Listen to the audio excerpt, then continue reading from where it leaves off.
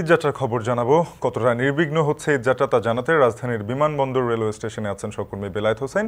এছাড়া গাজীপুরের চন্দ্রা মোড়ে আছেন আরেক সহকর্মী মোকাররম হোসেন। শুরুতে যাব বেলায়েত হোসেনের কাছে। বেলায়েত, জানাবেন যে শেষ সময় রেলে চাপ কতটা বাড়লো? আপনি তো সারাদিন জানাচ্ছিলেন যে শিডিউল মেনেই সব ট্রেনগুলো ছাড়ছে, এখনো সেই শৃঙ্খলা আছে কিনা?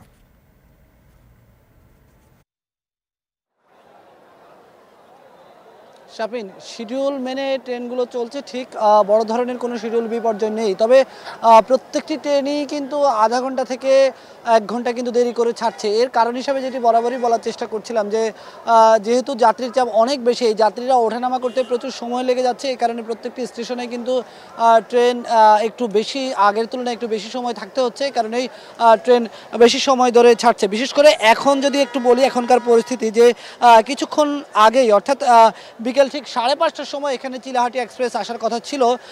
5:30টার প্রায় 40 মিনিট অতিবাহিত হয়ে গেলেও কিন্তু এখনও চিলাহাটি এক্সপ্রেস আসেনি এবং প্ল্যাটফর্মও কিন্তু এখনও দেওয়া হয়নি। এরপরে কিছুক্ষণের মধ্যে তিতাস কমিউটার এখান থেকে ছেড়ে যাওয়ার কথা। তিতাস কমিউটারও এখন পর্যন্ত প্ল্যাটফর্ম পায়নি। আর Tangail commuter, Brahmaputra express commuter পরপর ছেড়ে যাবে এখান থেকে। একটু বলে রাখতে চাই যে সকাল থেকে এখন পর্যন্ত 30টির উপরে ট্রেন কিন্তু ছেড়ে চলে গিয়েছে। প্রত্যেক দিন অর্থাৎ এই ঈদযাত্রাকে কেন্দ্র করে কিন্তু দৈনিক 48টি ট্রেন কিন্তু ছাড়া হচ্ছে এবং বলা হচ্ছে যে 29,000 টিকিট বিক্রি হচ্ছে যেখানে আসন দেওয়া হচ্ছে। এর বাইরে স্ট্যান্ডিং টিকিট সহ মোট 35 থেকে 36,000 যাত্রী প্রত্যেক দিনই কিন্তু যাতায়াত করছে এই যাত্রাকে কেন্দ্র করে। আমরা দেখেছি যে এখানে স্ট্যান্ডিং টিকিটের জন্য মানুষের প্রচুর পরিমাণ ভিড় এবং সকাল থেকেই দেখেছি যাত্রীর প্রচুর পরিমাণ চাপ এবং প্রচুর যাত্রী এখনও ট্রেনের জন্য অপেক্ষা করছে।